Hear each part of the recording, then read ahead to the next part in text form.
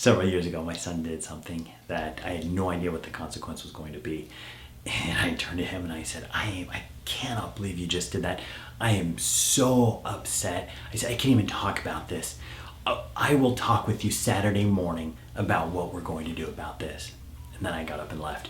And he just stood there and he's like, oh no. And then several times during the week, he's like, Dad, are you ready to talk about it? I said, son, we will talk about it Saturday morning. And as I was thinking about what the consequence was going to be, I had no clue what the consequence was going to be. Well, Saturday morning comes and he comes to me and he said, Dad, it's Saturday morning. Can we talk about it? And I said, yes, son, we can. I said, son, there are 4 things I'm going to ask you to do as a result of what you did. I said, you tell me what you think I'm going to ask you to do. And he said, well, Dad, you're probably going to ask me to do such and such. And I said, you know what, son, you're right.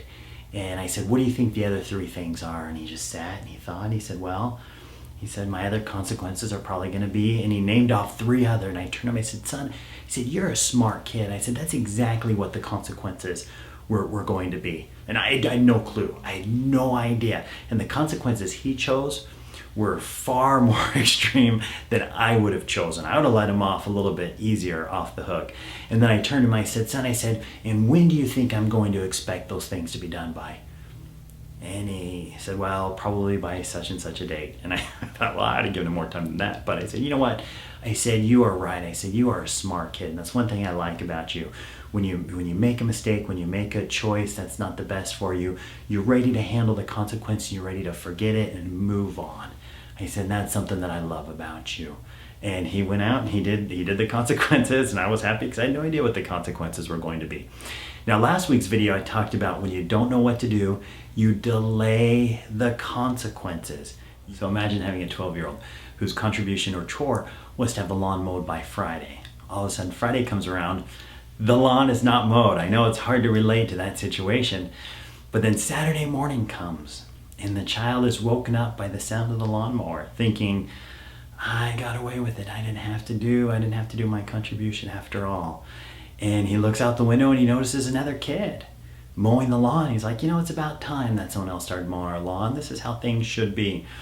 Well, a couple of days later, he said, hey, Mom, I'm going over to my friend's house. And he goes out to the garage to get on his bike.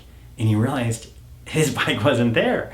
And so he goes in, he's like, Mom, someone stole my bike. She's like, oh, yeah, about that. She said, you know how good that lawn looks out there? He's like, Mom, what are you talking about? She's like, no, seriously, did you see all the detail that was?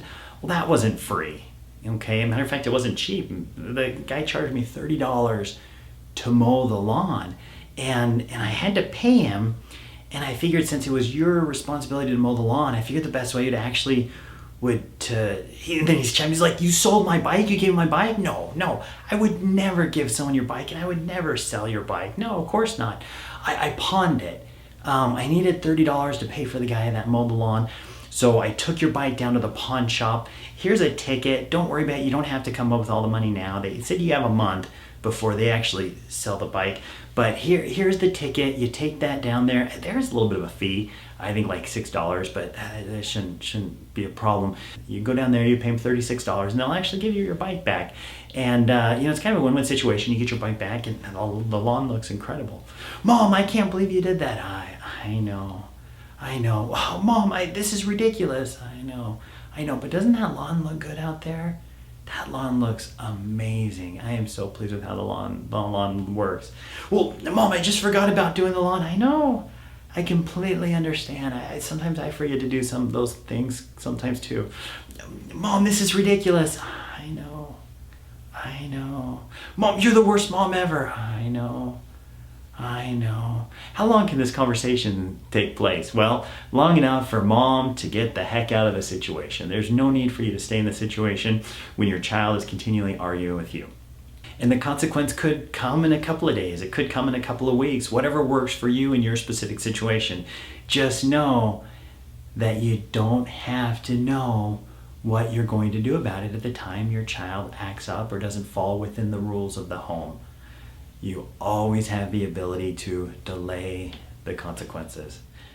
I'd love to hear about your stories in delaying the consequences. For additional parenting tips and helps, like my Facebook page. Good luck to you.